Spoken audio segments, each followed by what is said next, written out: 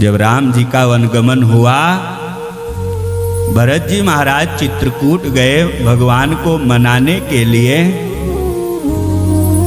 भगवान वापस नहीं हो रहे थे, नहीं हुए। भरत जी ने पूछा, भैया आप कहाँ जा रहे हो?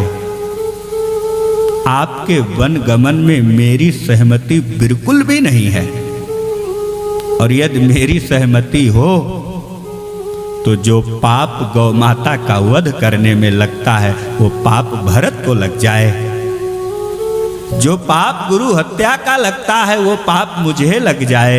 यदि मेरी सहमति हो। भगवान के नेत्र सजल हो गए। कहा, भरत मुझे मालूम है कि मेरे भाई भरत की बिल्कुल भी सहमति नहीं है इसमें, लेकिन वन तो मुझे प्राप्त हुआ है ना, वन तो मैं जाऊंगा। भरत जी ने कहा, भैया ये बताओ आप कितने दिनों के लिए वन जा रहे हो? राम जी ने कहा, दिनों के लिए नहीं जा रहे हैं, मैं 14 वर्षों के लिए वन जा रहा हूँ। भरत जी ने कहा, भैया थोड़ा सोच समझ करके बोलिए, लगता है आप भूल रहे हैं, आपको याद नहीं है। कहा, नहीं भरत मुझे याद है, मैं 14 वर्ष के लिए वन जा रहा हूँ। भरत जी ने कहा, भैया आप जा रहे हैं? हाँ। राम जी ने अपनी चरण पादुका दिया भरत जी को।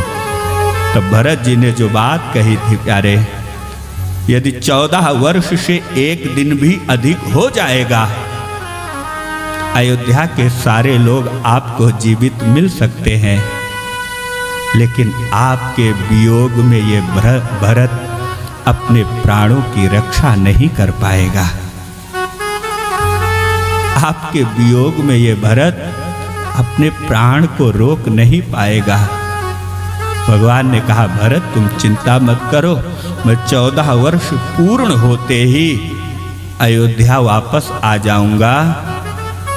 तब राम जी चरण पादुका राम जी की लेकर के आए, अयोध्या के सिंहासन पर आसीन किया।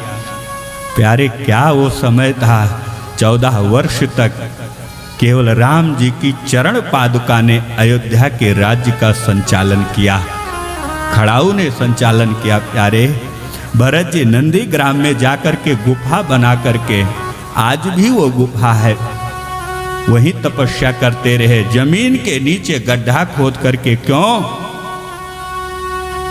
भरत जी इस भाव से जमीन के नीचे गुफा बनाए कि मेरे भाई, पिता के समान मेरे भाई वन में जंगल में विचरण कर रहे हैं, कुश का आसन मिल रहा होगा, पत्तों का आसन बना करके शयन करते होंगे।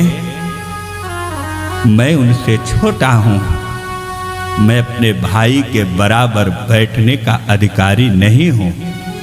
जमीन के नीचे प्यारे गड्ढा बनाया, और 14 वर्ष जैसे पूर्ण होने वाला था, भगवान ने हनुमान जी को भेजा कि जाकर के भरत से कह देना कि राम आ रहे हैं। क्यों? हनुमान जी को क्यों भेजा? राम जी जान रहे थे कहीं एक दिन में विलंब हो गया, किसी राक्षस से हमें युद्ध करना पड़ गया, तो मेरे वियोग को भरत सहन नहीं कर पाएगा, अपने प्राणों का परित्याग कर देगा। प्यारे ये भाई भाई का प्रेम होता है। भाई का प्रेम, भाई का भाव क्या होता है? संपत्ति का बंटवारा तो संसार के भाई करते हैं, लेकिन जो अपने भाई के विपत्ति का बंटवारा कर ले प्यारे, असली भाई वही होता है। अगर करना चाहते हो तो अपने भाई के विपत्ति का बंटवारा कर लेना प्यारे, उस दिन आपका जन्म लेना सार्थक हो जाएगा। संसार में सब कुछ मिल जाएगा प्यारे, लेकिन एक मां से जन्म लेने वाली संतानें फिर मिलने वाली नहीं हैं।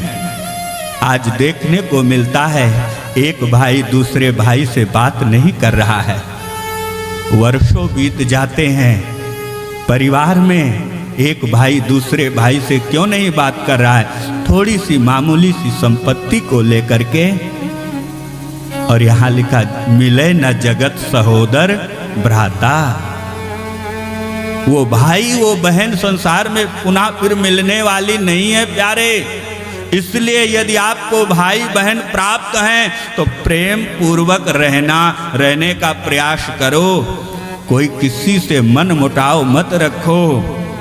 ये जीवन लीला धीरे धीरे समाप्त हो जाती है, लेकिन आप जैसा वातावरण स्थापित करके जाओगे, आप जैसे परिवार को सजा करके जाओगे प्यारे, वो संस्कार सदियों तक चलता है।